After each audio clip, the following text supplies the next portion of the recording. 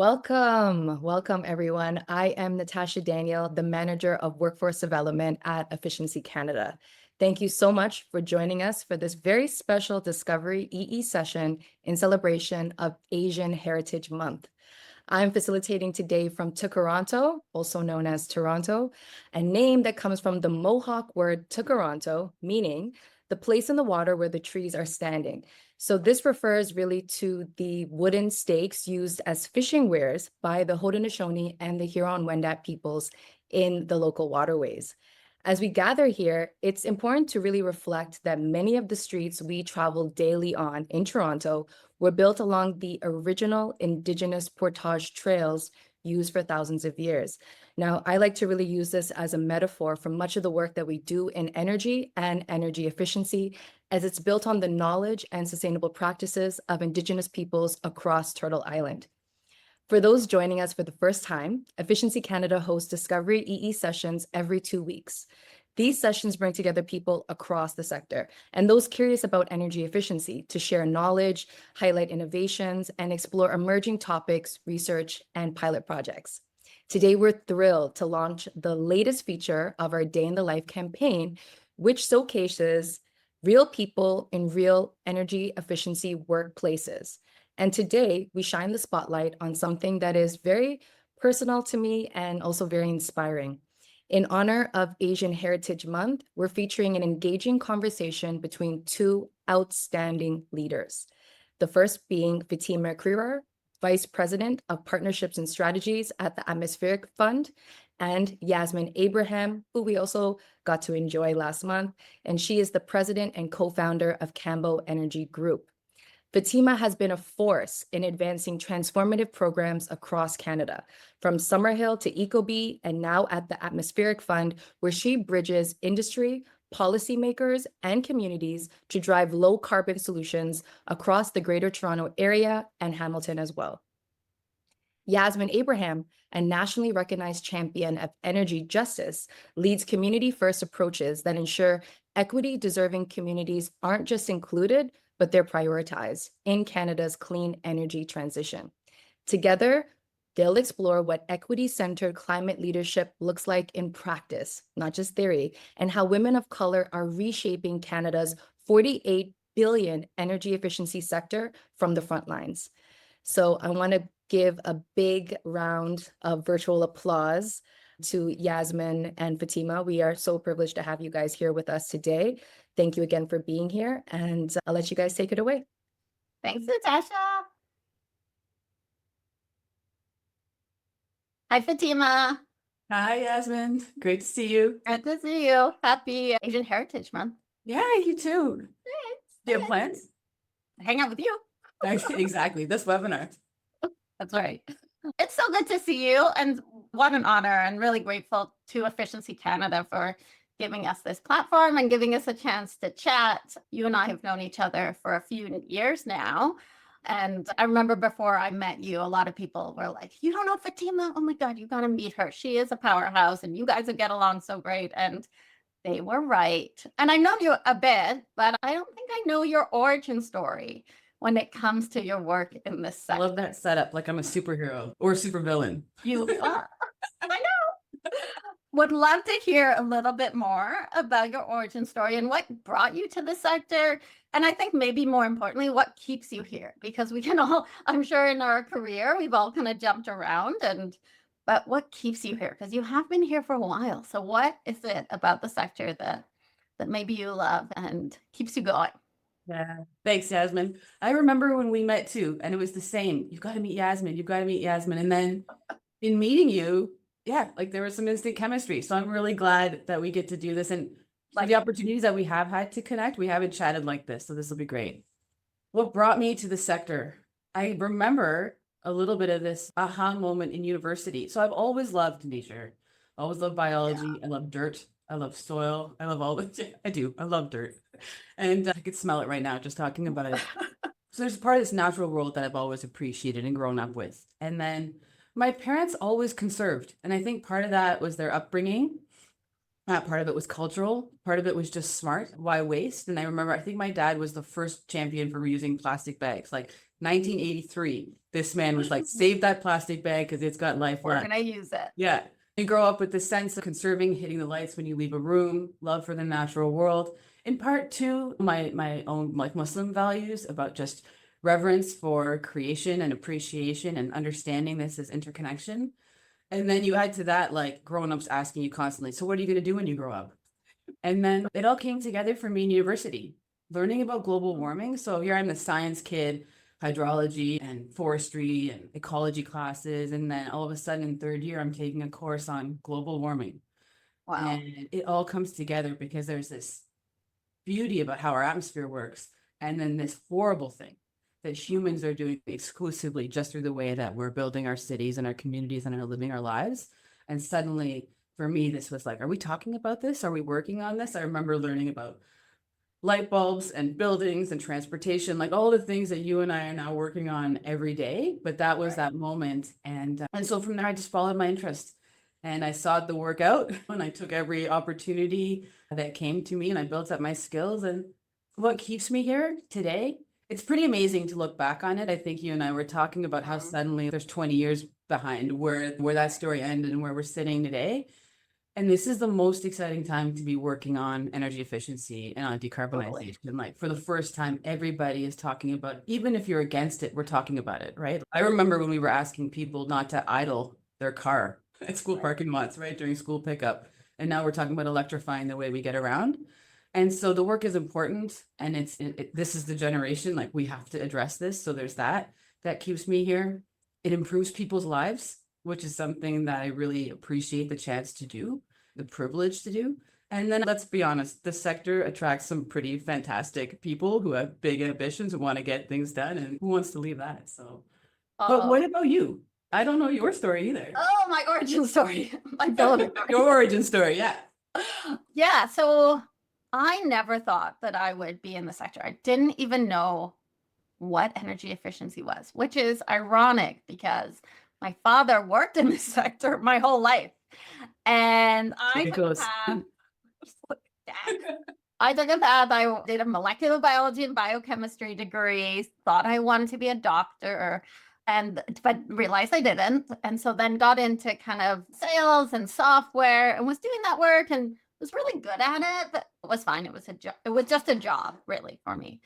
And then I decided I wanted to do my MBA, but I didn't want to work the whole time. So I was talking to my dad and he's like, why don't you come join us? Why don't you come and do some work with me? And I was like, what even do you do? What is your job? And honestly, I didn't really know when I joined, but I learned really quickly. So I joined Kambo and there were like 2 or 3 of us. My dad was leading all the work. Arif, I should call him by his name, Yasmin Abraham. Dad to me. And I really quickly learned what the sector was. And it offered, to me, energy efficiency is a tool to do so much. Like the actual energy efficiency, air sealing and insulation is not super exciting to me. But what those things do for people when you make people's homes more efficient in a meaningful and impactful way, the cascading impact of that, whether it's jobs or community creation, comfort, health, safety, affordability, that I realized, wow, this is a really powerful tool for our sector. And then getting to understand the history of the sector and who has historically been left out of the sector and who has historically not been able to take advantage of all these amazing programs that are out there. But for so many reasons, they're just not everybody gets to benefit from them. And for me, and I think certainly my heritage and my background, and like you, my family comes from the East African diaspora by way of India and refugees in Canada in the 70s, along with a lot of other people. And I think that really, it's part of my value system that regardless of who you are, you should be able to take advantage of all the programs that are out there, all of the social programs. We all pay our taxes. We all pay our energy bills. all of that money goes to delivering these programs. And so for me, it's like it's a real values fit for me. And somebody asked me the other day, if you won a life-changing amount of money, like what would you do? And I was like, oh God, I would like go on vacation first, but that I'd still do this job. Like I'd still be here talking to you. I can't imagine doing anything else.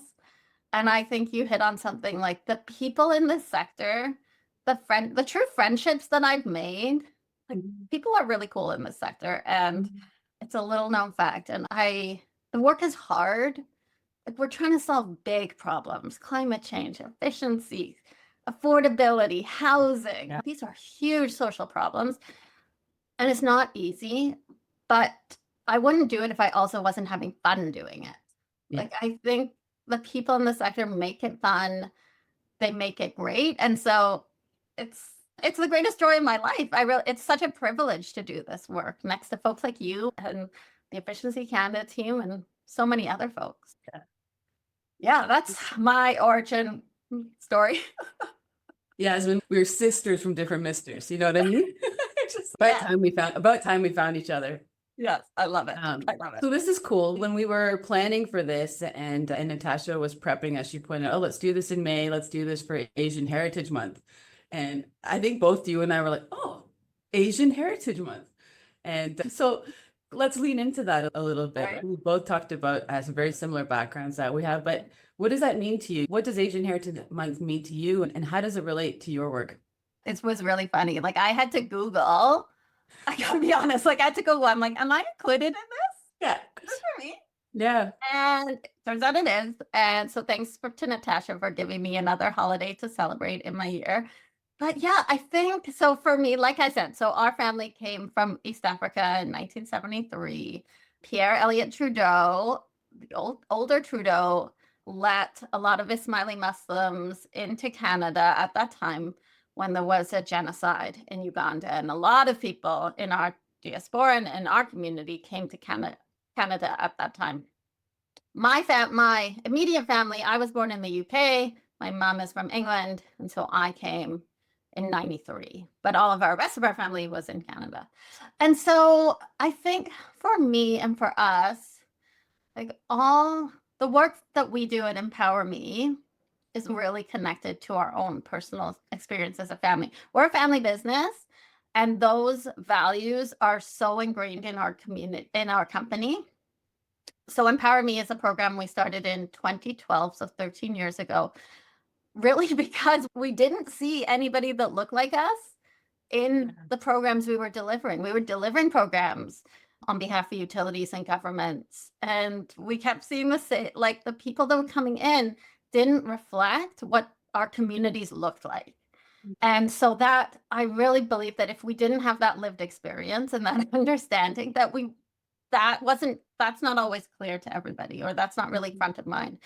And so that's really where Empower Me came from. And so now we hire people from the communities that are known and trusted, because we know that even if you speak English, you know that if you're speaking the mother tongue and you're speaking the language of your community, the trust is immediate. And so we hire people from communities, and they speak like 15 different languages between everybody. And we make sure that immigrants and newcomers and people of color can access the programs that are out there. And so we call them our energy mentors, and they do that work in cities across Canada now and the US. But that's been I think our lived experience and my lived experience and our family's lived experience of being immigrants and being refugees and what it's like to come to a new country and not know anything and not understand how homes work or have had a thermostat or a furnace, or if you don't have that lived experience, you might not realize that. Yeah. Even the language that we use, and not just language we speak, but like the language that we use. When I was working at Summerhill, was similar moment. It's like you're designing these programs and you're delivering these programs, but you're coming, like I was born here. So for sure, months like Asian Heritage Month are so valuable because it gives you a chance to reconnect to your roots and celebrate your identity, gives you room to say, hey, this is me and this is my backstory. And I want to tell you about Navroz at the office. Maybe I will for a minute, just as a really small example of how cool the sector is, but how these months really help. Like when we take the time to recognize and celebrate, which is something we do so well in Canada, we appreciate people's differences. When I grew up, nobody knew what Navroz was. And so it was all about Yeah. Christmas. That was the big one. Hey, I grew up to love Christmas too. But Likewise. what's amazing is like fast forwarding to today, you get, my kids are in the Toronto District School Board. You get emails from them saying, hey, it's Navroz this month. And at the office, we held a Navroz lunch and learn. We've done it 2 years in a row. And we've got Iranian colleagues and so on. And we're all talking about this. And it's a part of your life you get to share with your colleagues. And I think when you have that and you can be your whole self and you Yes. understand people, you build trust. And that's actually how you get hard work done. Like when you know people and you 100%. believe in them, then you can get creative. You can take a big risk together. But for sure, just to go back to language for a moment, the fact is, like, we live in multicultural cities, right? It's a third in researching Asian Heritage Month. I learned that Asians are the third largest population in Canada and second to North American and European. So and that's a giant continent. And then Asia has what, over What? 48 countries in it and how 1 million languages and how Yeah. many time zones. And so there's a diversity there unto itself. And when we talk about energy efficiency, you immediately launch into save energy or reduce water, Right. do these things. And people are coming from different places, right? It was the first time that there's potable water in the house and the lights are available and reliable. And then we're using this language of turn it off and use less instead of just going like a little bit, just like a little slower and a little Yeah. deeper and explaining like, why is this important? And coming at it from a different place than just protecting the environment. This is how we define why it's important Totally. here. But that's not always the way. And I know that you know a lot about that just in terms of also helping people with affordability and Yeah. the work that we do at the Atmospheric Fund. Sometimes you want to lead with comfort in your home, right? The ability to control and improve heating and cooling in your home. And that's the way in. And so I think that also there's such a reminder of there are climate reasons that there's an imperative behind this. Sure. That's not the motivator for everybody when you're in their home. Yeah. And I think that piece around, we always hear that phrase, like meeting communities where they are. You Yeah. gotta meet Yeah. communities where they are.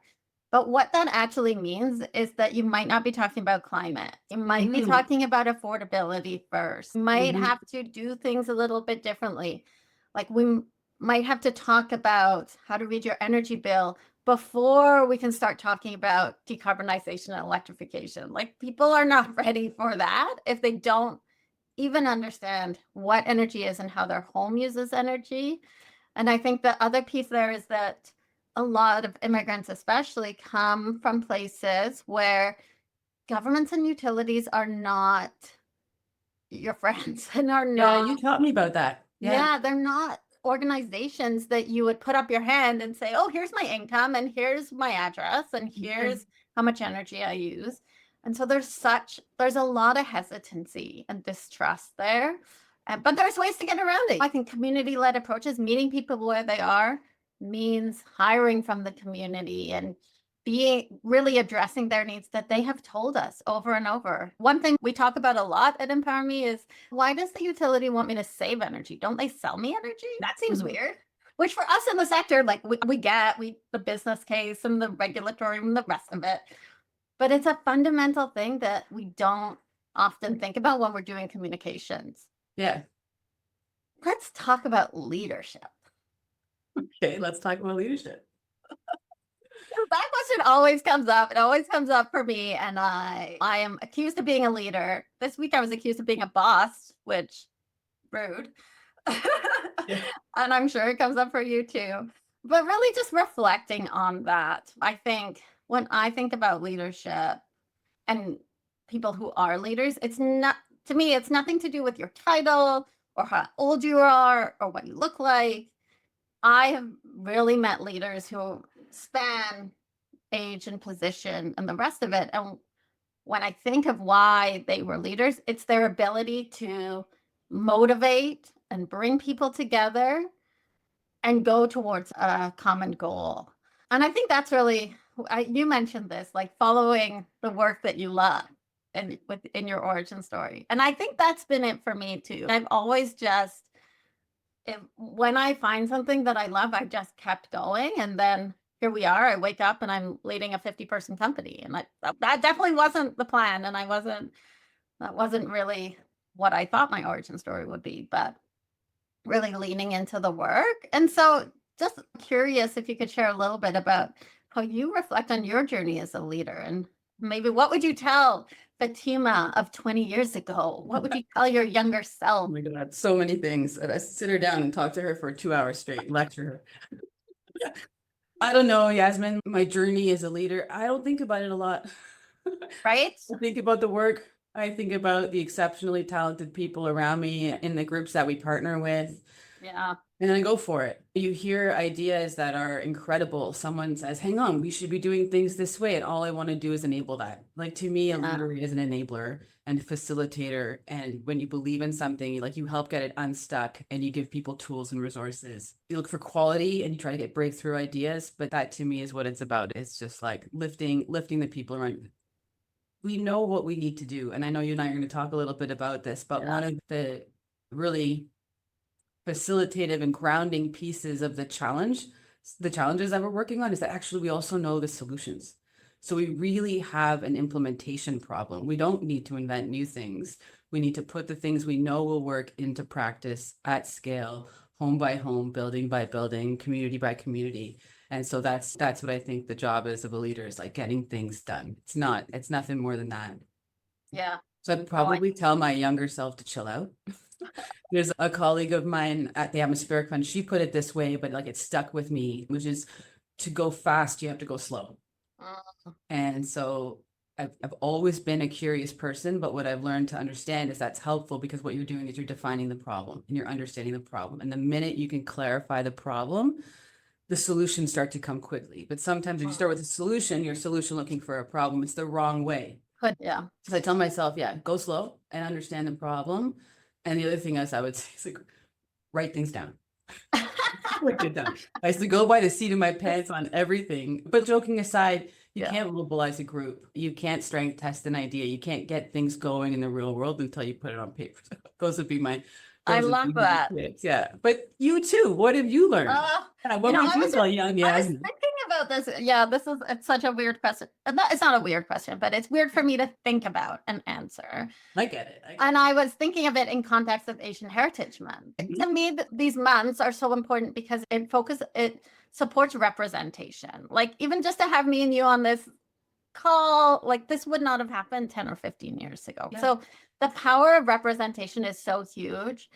And I think when I was coming up, I didn't see people who looked like me or women that looked like me or moms that were leaders in this or any other sector. Yeah. But I think in some ways that was actually weirdly helpful for me because I didn't see, oh, this is how I got to do it. This is what it's got to look like. There was no map. So I just forged my own way. And I think Kambo really did that as well. There is no rule book for this. There's no representation of how this equity community-led work by communities that are underserved looks like. And so let's just figure it out. Let's go slow. Let's lead with the community. But I think in some ways that the lack of representation actually allowed us to have this blue ocean of be like, okay, we're just going to do it our own way and what we feel like is the best path forward. Get it. I get it. Head down and go to work. Yeah. But I do think, I don't know if it's this time in the world where I think leadership, there's more conversation about strong leadership, sturdy leadership through these times. I don't know about you, but every time I look at my phone, my like blood pressure and my like anxiety goes through the roof. It's feels really turbulent from the economy. Affordability is an all-time high, housing prices, political, everything is in turmoil. It feels like everything is in turmoil right now. But how do we stay hopeful? How do we stay resilient when all of these really big and scary things are kind of happening around us in our country and in the world? What are your thoughts on that? Tell me, what should I do? It's like we ask ourselves this question regularly because we need to talk about it. How do you stay hopeful? Where do you get your hope from? I don't think I have any secrets there. I think you got to know when you need it. For sure, if your resources are feeling depleted, if you're feeling tired or you're short-tempered, like you got to recognize it in yourself and you need to reset for sure. Put down your phone or do whatever, but you need to do that for yourself. I go outside. I work with my hands. Yeah. You know, I really simplify because it grounds you again in the moment. right? Like walking outdoors, cooking a meal for the family, like Yeah. immediately just this is what's important. I think one of the things I learned when I became a mom, my mind got quiet. So yes, there's noise and there's stressors and the world is chaotic. And I'm thankful for the tiny amount of stability that I do have. I don't take that for granted. But when I became a mom, suddenly half the noise went away because I was like, oh, this is what's important. Everything Yeah. is for this little tiny unit. And that's not to say that I don't think of the community, but it just really focuses the mind. I got to get home on time. I want to be there for them. And so then you just got to lock in. You can't let yourself be pulled. And then another thing is, I mean, we're probably going to sound like a broken record, but it's the work, right? I'm really thankful to do work that allows me to channel that energy. At the Atmospheric Fund, we run what's called the Retrofit Accelerator. So the Retrofit Accelerator, similar, so you work in residential and community Yep. largely. And so we're talking about residential communities in the technical term is multi-unit residential building, but this is apartments, condos, multiplexes. This is where a third of Canadians live, right? And we have lots of renters and the number of renters is growing. And so this is a segment of the population for whom retrofits requires engaging with their building community, right? It's not for when you've got your own home, you may want to work on your windows or your roof or your insulation, you can do that. But in a multi-residential building, if you're in a condo, you're among a whole family of owners. And if you're a renter, then it's up to the building owner. And so the Retrofit Accelerator starts to get into those weeds, and we talk to people and building owners about decarbonization, and they're faced as that thing that you and I talked about earlier. But the point is the work that I get to do at TAF, it's in the world, whether we're sitting at providing technical input into policy design, whether we're making grants into community, whether we're working on installing EV charging. I'm thankful to have that channel where this is the stuff that we need to get done. I can see it, it's happening every day. And it's absolutely tap into that every time it feels. I remember when the US election happened and all I could think of was, I'm so glad I get to go to work tomorrow and just work on these things and not feel like I can't do anything or I'm just watching things happen. Yeah. I couldn't agree more.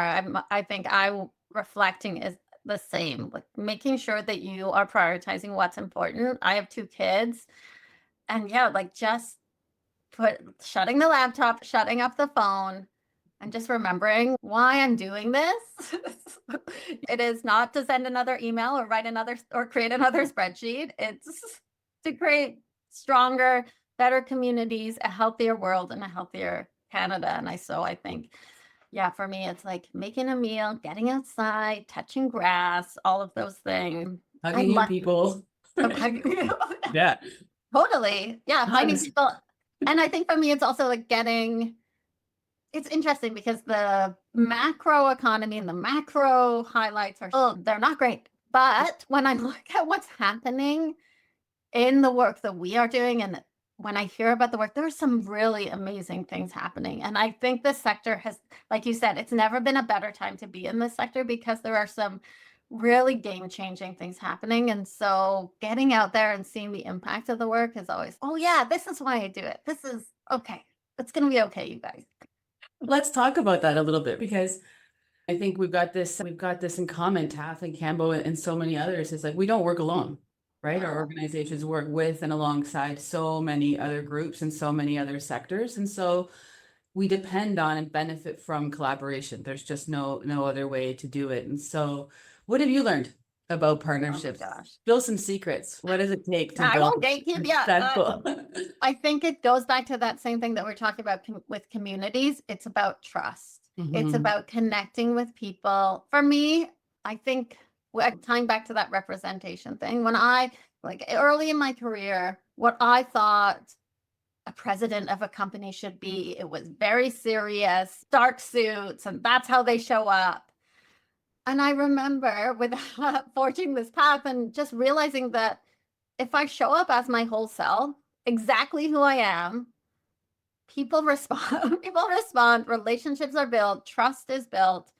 And that's when, for me, I was able to create relationships in this sector that go beyond the work. If we have a great relationship, that's wonderful. And if we can do some work together, amazing.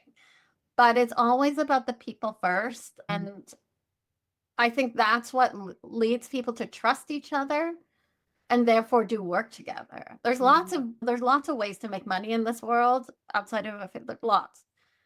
But doing work with people you trust and care about and have fun with and do meaningful work, that is the piece. And when you do meaningful work, you can't help but tell the story of that meaningful work. And when you tell the story of meaningful work, you can't help but make more relationships. When you make great relationships, you can't help but do meaningful work together. So it's for us, it's a flywheel, and it's been, that's really how I've approached collaboration and partnerships. But 100% to your point, nobody can do this by themselves. Not utilities can't do it by themselves.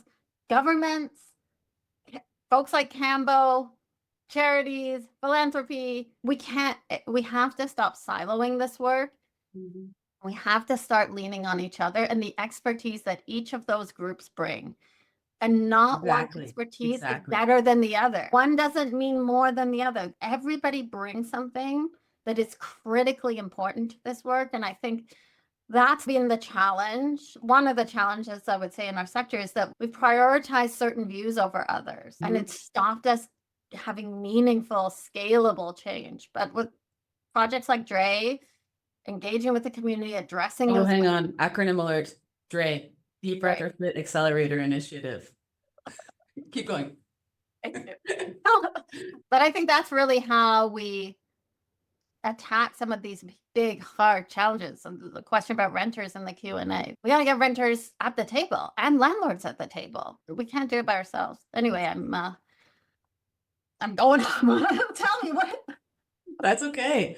That's okay. You talked about a flywheel, and I was thinking also like time, right? So for sure, you took the words right out of my mouth about people. I think sometimes we start to talk about agreements and formats of the partnership and a memorandum of understanding, and you want these two groups to work together. And of course, you need to have those, right? You need to have the terms and the rules and the regs and why are we doing this and what are our goals? But all of that only turns into really exciting outcomes when the people who are at the table are all connected, right? And believe in each other and are working towards shared objectives and goals. And I keep saying to myself, like, partnerships are powered by people. They're not a legal exercise. They're not, yes, we need those structures for sure. But no matter what kind of partnership you're building, ultimately it takes looking at each other and saying, okay, on behalf of organizations, we are going to work on this together. TAF as an impact investor, and our VP of Impact Investing says, oh, I'm old school. I still go down and visit the businesses as part of the due diligence. But it's not. It's about who are the people in the company who are doing the work. You can look at everything on paper, but none of it is real until you look at the people who are making it happen. And then the other one I wanted to add to you and tell me what you think. But when it comes to partnerships, there's the expertise that partners bring that you want to tap into. And then there's the time that it takes. And just really, and I think for me, this is an aha because the people who know me know I like to go fast. It's my preferred speed. I have two speeds, like fast and off. That's it.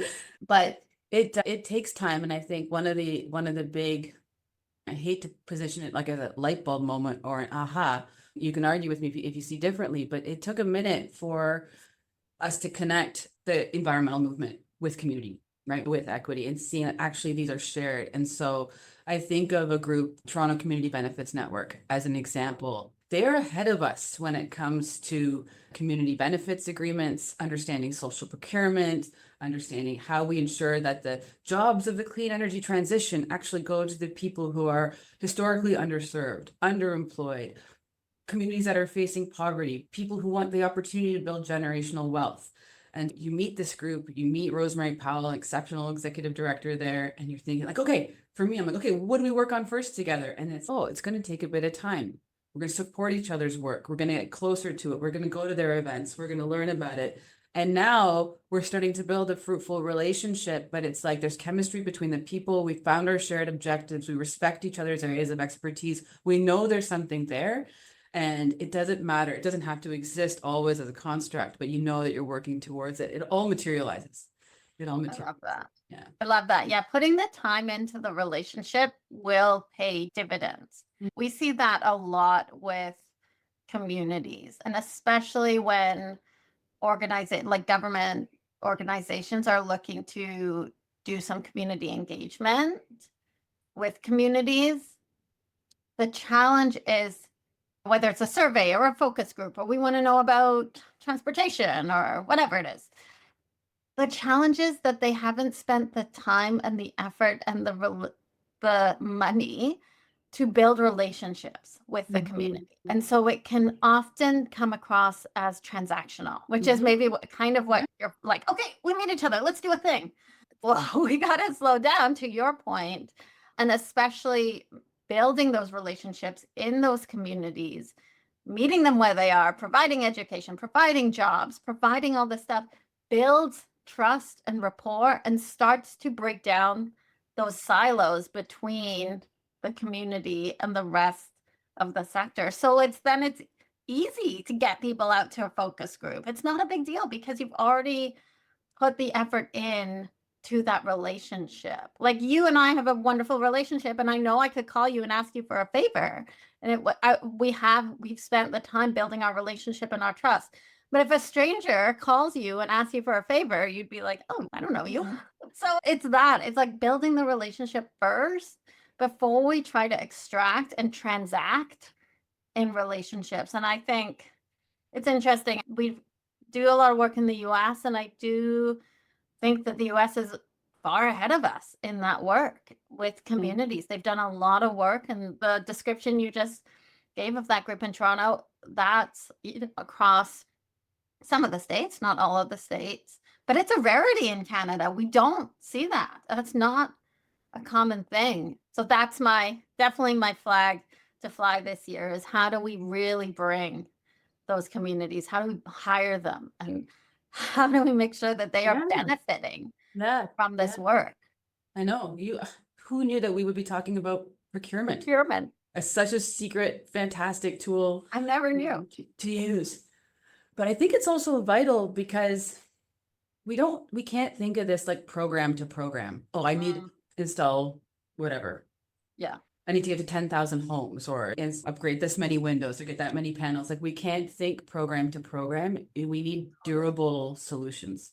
And so what I mean by durability is that when you take the time to, again, like technical terms, you're going to say I'm building energy literacy, but what you're doing is you're showing people like the benefit, you're fitting it into their lives. Some of these solutions are invisible, right? They're in their walls, but to get there, you need to build trust. And if we actually want to bend the curve on emissions reductions, then we can't think program to program because we actually need people to go along a continuum, right? Accept change along a continuum. And that's when I use that word durability. Durable emissions reductions requires taking the time up front to build trust, engage, and then even we've been talking a lot about community, but this applies to industry as well, right? You've just got to change the pace. Otherwise, you're going to get pushback every step of the way and we'll never get there. And we don't really have that choice. Yeah. Yeah. Couldn't agree more. And procurement is, like you said, I never thought that procurement would be something I was like, oh, procurement, so boring. No, procurement What is is the key. Procurement is the key. And I apologize to anybody who's in procurement because that is the key to this work. And it doesn't cost anything to change procurement policies. And we're seeing it right now in Canada. I want to define for our audience a little bit. You and Oh, I just, yeah. we know, but yeah, want to Great talk idea. about So procurement? Yeah, step back. maybe I'll define it and then you jump into Sure. it. So procurement in my world is when utilities and governments put out a bid and ask organizations to say, hey, we've got this program to do light bulbs or affordability or industrial or evaluation.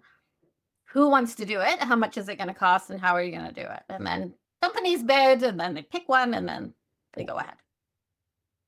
Anything to add? Did I define it? I'm sure the procurement people are like, no, that's. They can correct us, but yeah, it's about making a calculated purchasing decision. And we're leaning into it here at the Atmospheric Fund. I mentioned the Retrofit Accelerator a little while ago. So we help building owners across the Greater Toronto Hamilton area design, plan, and execute their retrofits. And so along the way, building owners will say, okay, we need these kinds of trades or skills, or we need kind of equipment, and we need to buy it. And so this is procurement. And when TAF is involved, when the Atmospheric Fund is involved, we've started to integrate social procurement. A decade ago, we talked a little about green procurement, like how are you buying greener products and suiting greener companies? And it's the same concept, except for who are you hiring? What companies are you buying from? And it's a really powerful opportunity to make sure that the economic benefits of these retrofits go into local businesses, go to women-owned businesses, go to new entrepreneurs who are building up their practice. I think one thing that we want to guard against, or at least don't want to miss the opportunity, is to do that building of our small and medium-sized businesses. They're the engine of our economy. They are the employer of, I'm going to get the percentage wrong, but it's huge. It's 70% of employment through small and medium-sized businesses. And so let's buy from them, right? Let's not just go to the incumbents. Let's not just prioritize speed, right? This has been my biggest, speed is not all the best way. And let's make sure that the economic benefits of this push to retrofit our buildings to increase energy efficiency also stay in our community, because that payoff brings that concept of durability into play that I talked about. Yeah, I have become like the procurement advocate, the procurement superhero. And just to add to your point, I don't think it's a coincidence that the lack of diversity of the type of people, type of organizations who are delivering the work in this sector, it's not a coincidence that we also don't have the Black, brown, women-owned businesses participating as beneficiaries of our sector. There's not a report in the world that says that diversity is bad for business. Diversity helps better decisions, more diverse perspectives, and make sure that the solutions we're putting out there are better. There's tons of data that shows that. And so one of the ways that we can push that is through procurement policies, to say that a certain percentage of this work has to go to the community we're serving. You have to hire people from there to do this work. And I think if that happens, it will change the game for our sector. It will change the game for our sector and the type of work we do, and the small businesses that are really propping up our country. And so many of them are run by really wonderful Canadians they have a lot to give to this sector. I think, I hope that we have a new opportunity with this in this moment where we've got trade wars and we're finally looking at let's short things up, let's buy local, let's prioritize Canadian to bring in our sector and really use it as a tool to strengthen our local economy. Okay, I agree. Let's do it fast. No. I'm in. All right. Hi, Natasha. How you guys doing? We have some questions here. I know there's lots more to go, but do you guys mind if we get into of course. Yeah. Awesome. Okay. First one off the bat from David Katz. How do we overcome the splint incentive problem in rental and condos? We need scale in these buildings to make the solutions economic, and the Condo Act and the rental owners are not interested if they pass on the energy costs. Fatima, you want to start? Yeah. I can jump in. It's a challenge. Absolutely. I wish I could tell you I have all the answers. You step back and you go, the financialization of housing is a core issue. This is a spot where, for example, with condominiums, we're looking at a new tool. So condominiums under the Condo Act have to do a reserve fund reserve fund study and plan how they're going to manage their capital upgrades. And so we've looked at that as a tool to help condo owners plan decarbonization. So we call it the Enhanced Reserve Fund Study. And you can learn more about that on the TAF website. We recently published a blog on the topic. And so the idea is not to try to do it all at once and get that payback period on the same terms. People want payback between 5 and 7 years, and the decarbonization pathway just doesn't pay back in that way. But if you plan it alongside your other capital upgrades and you stop seeing green improvements as somehow separate from the other building system improvements that you need to do, then it becomes about just better asset management. And so it's similar with any building owner, any portfolio owners, is to stop separating the two and start to look at it in your asset management planning. And so we're looking more at portfolio scale planning, because better windows are better windows for energy efficiency, right? So it's not just looking at it as a separate set of initiatives that therefore need to be paid back in a unique way on bill or through energy savings. Yeah, I couldn't agree more, Fatima. And I would just add to that my sense of our sector is that we see landlords as the enemy. We see landlords as these bad guys and girls.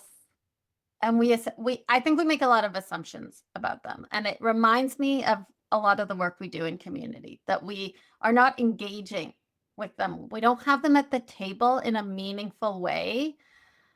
And we need to, they're such a huge stakeholder. We Yeah. need solutions that work for them so that they don't feel that, oh, if I upgrade the home and it's costing me extra money and I need to evict whatever, the renter doesn't pay the rent, I still need to be able to evict them. How do we make solutions that work for the landlord and the sector? And so I would really encourage everybody to get out and talk to landlords. What do they really think about this? I haven't, maybe I missed some reports, but I haven't really seen a lot of studies and work on where landlords sit in this. Thank you guys. Absolutely. Sorry, I was just having a little trouble with the unmute button there. Next question. I've been reading about, from Cassandra, I've been reading about how places like Amsterdam and other Dutch cities have really advanced climate and equity policies. Do you ever reference those kind of models when choosing which projects to focus on? Or do those models not work within Canada? Maybe I'll just jump. I think they can work in Canada. I think for the work that Kambo does when we're working with First Nations communities, immigrants, newcomers, low-income households, those are not the solutions they need. They need education, awareness, housing support. And the Energy Sprong model, I think, is fantastic. I think it's the cost-wise, it's out of reach for a lot of these communities without really significant government investment. So I think it for sure it can work for certain markets, but not specifically not the markets that Kambo works with right now. And maybe I'll just add to that, writ large, for sure. We look overseas all the time. We look down south, I'll admit it. There's good climate action. There's good energy efficiency action happening all over the world. We're not doing this for the first time here. We shouldn't act that way. We should look to models in other places and see what is adaptable, right? I think that you mentioned Energy Sprung, and there was a minute, maybe 5 or 6 years ago, where it was like, retrofits have been solved and we're gonna do it this way. It doesn't work for the reasons that Yasmin mentioned. Our building stock here is also different, right? We don't have that same highly standardized building stock that we see in other parts of Europe. But prefabrication and offsite manufacturing and panels as a solution on tall buildings where you don't want to, and you can't disrupt the residents' home. That's their home. You can't ask them to relocate while you re-insulate or change out their windows, become really viable. And for sure, we make a good practice of looking out before and never thinking that we're solving things for the first time. We have to go fast. We've got to go together. Lydia has a comment as well. My sister is renovating her house in Amsterdam right now and can confirm much in cap locks, more government funding, not even comparable to here. And it's a lot more collaboration across utilities, government, community orgs, etc. For example, she has a discount on her mortgage for investing in energy retrofits on her home. Wow. It's freaking awesome. That's awesome. I'm like, wow. We have another question, and I love that things are just flowing in the chat right now. This is great. Keep it coming, guys. How do energy efficiency activities, or how can energy efficiency activities adjust their activities with opposite direction of environmental incentives in terms of a conservative political approach with lower or zero funds for this matter? I'm not sure. I am trying to interpret the question a little bit. If you want to retype it in the chat, please go ahead.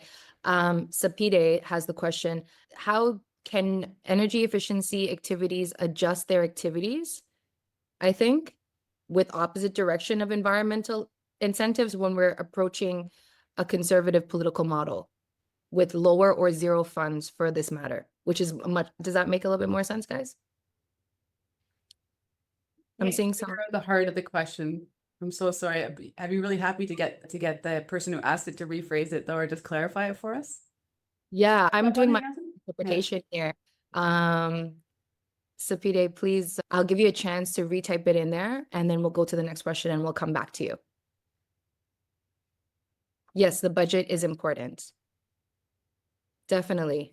I'll just give you a little bit of time to just make that a little bit more succinct for us, and we'll go on to the next question, but we will come back to you.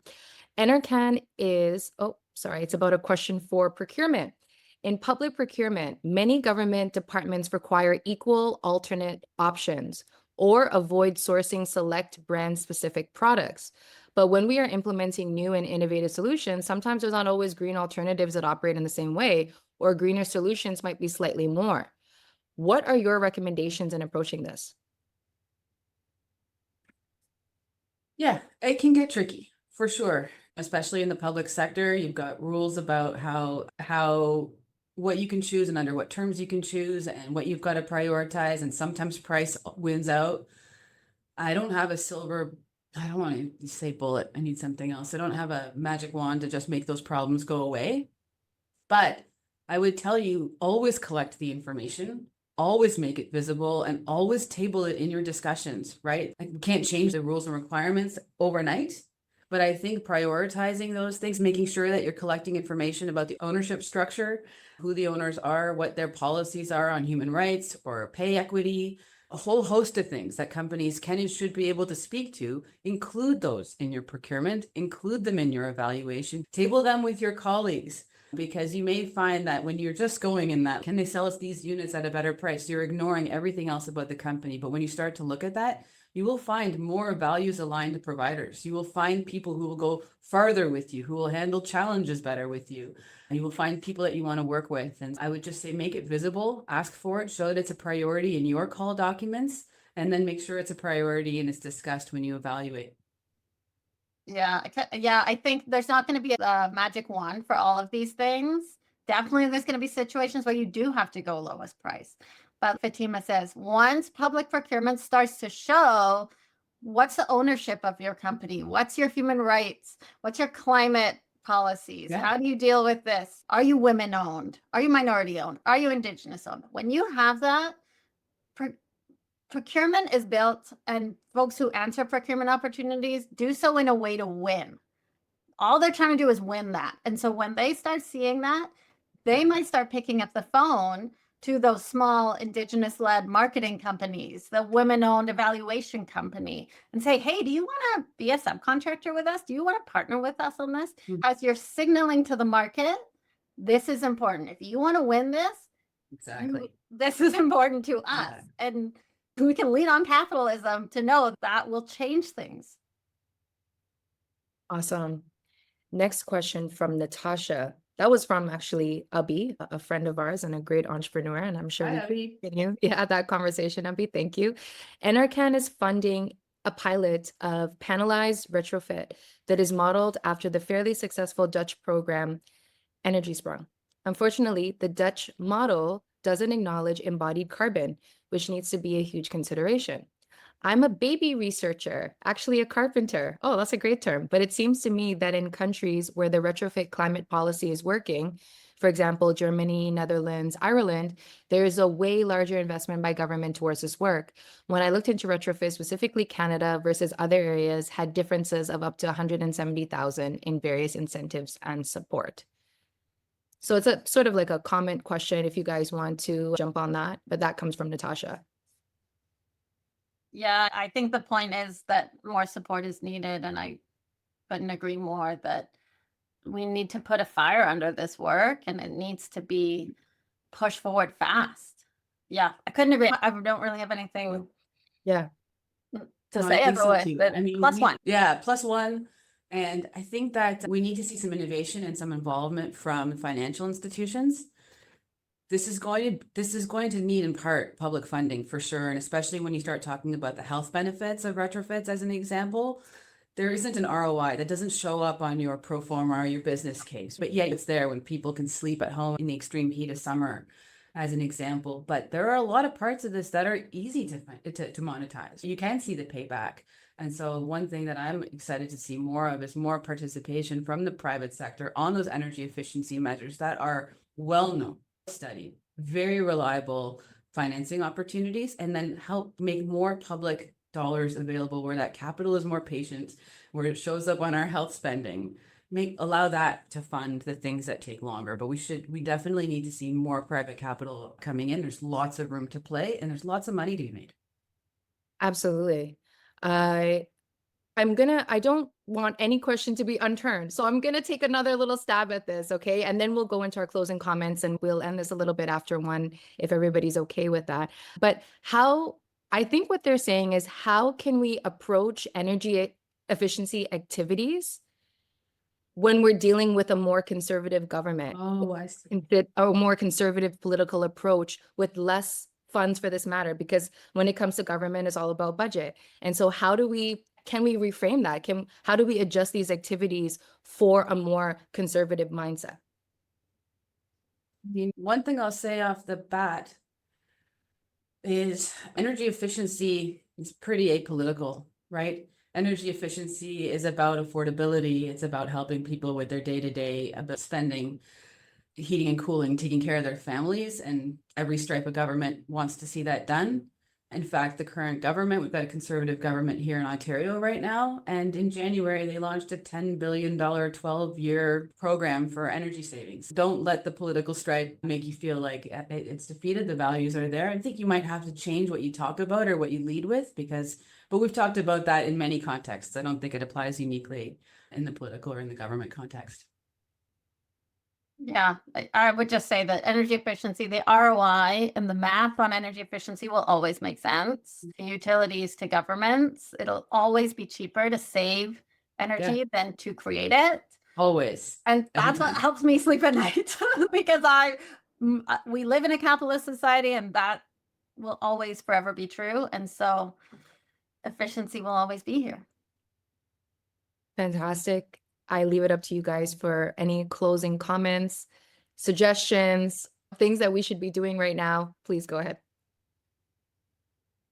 I'm just grateful. Thank you, Natasha, and the rest of Efficiency Canada for giving Fatima and I the space. It really, like I said, this wouldn't have happened 10 years ago. And I think part of the work in this sector is giving voices to others. And so just always grateful for you to pass the mic and everybody that tuned in. There's lots of great comments, and appreciate everybody who's working in this sector and doing the good work. Yeah, 100%. Everything you said, Yasmin. Happy Asian Heritage Month, Yeah, everyone. happy Asian Heritage Month. Go have a samosa. Oh yeah, I'm gonna have a samosa right now. I'm gonna leave you I don't even need to put my own words because the chat is chatting right now and it's full. And I'll just quote Abhi where he said, "This was so awesome, guys. We've got to learn so much across so many topics. And we always love hearing from our role models in this sector, which is you both. And I can say that personally for myself as well. So thank you so much for the valuable conversation today from Deanna as well. You guys rocked it. This is not going to be the last time that we hear from these amazing guests. Thank you so much for tuning in, and have a good rest of your weekend. Have a great weekend, everybody. Bye.